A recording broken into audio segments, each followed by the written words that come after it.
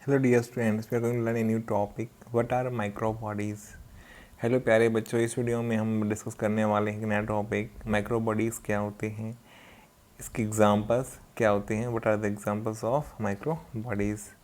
My name is Deepak Lather, I am going to explain to you all this in video. Now let's start the video. What are microbodies, microbodies क्या होते हैं सबसे पहले हम समझते हैं। देखो, यूकैरियोटिक सेल के अंदर आपने पढ़ा कि बहुत सारे मेम्ब्रेन बाउंड ऑर्गेनेल्स मिलते हैं।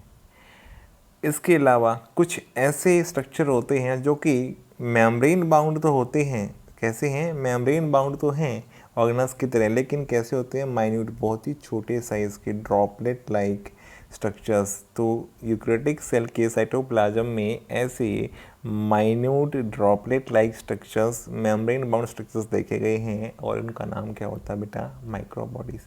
देखो, ऑर्गेनेल्स में अगर माइक्रो बॉडीज़ में कंपेयर करेंगे, दोनों में सिमिलरिटी क्या है? दोनों ही मेम्ब्रेन बाउंड है, माइक्रो बॉडीज भी और ऑर्गेनल्स भी।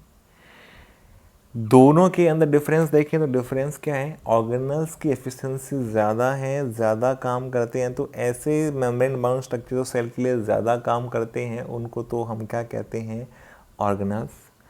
जो सेल के लिए कम काम करते हैं या कभी कभी जिनके काम करने की ज़रूरत होती है सेल के अंदर, ऐसे मेम्ब्रेन बाउंड माइन्यूट स्ट्रक्चर्स क्या कहलाते हैं बेटा? Micro bodies.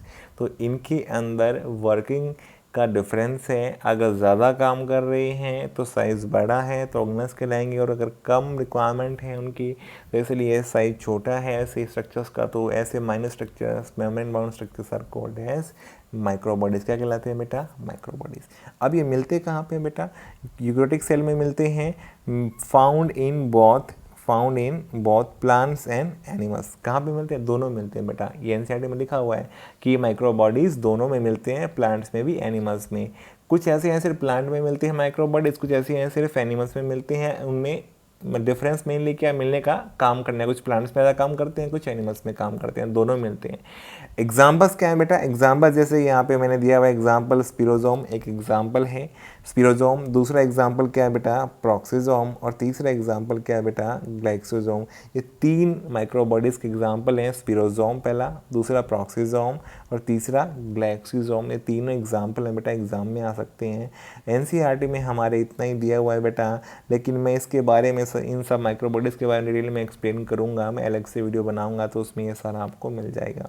आई होप आपको माइक्रो बॉडी क्या होती है समझ में आ गया होगा। एग्जाम में क्वेश्चन आएगा तो इसके एग्जाम्पल पूछे जाएंगे तो आप आंसर कर पाएंगे। और एग्जाम में यही क्वेश्चन पूछे गए हैं कि माइक्रो बॉडीज़ का एग्जाम्पल कौन सा है, जो the following is an example micro body. Option में या तो वहाँ पे प्रॉक्सिजोम मिलता है आंसर, या फिर जो है स्पिरोजोम होता है, या फिर ग्लाइक्सिजोम होता है। अगर आपको सब समझ में आ गया है तो वीडियो अच्छा लगा तो वीडियो को लाइक करो, कमेंट करो, चैनल पे नए चैनल को सब्सक्राइब करो, अपने फ्रेंड्स के साथ शेयर करो। Thank you for watching the video.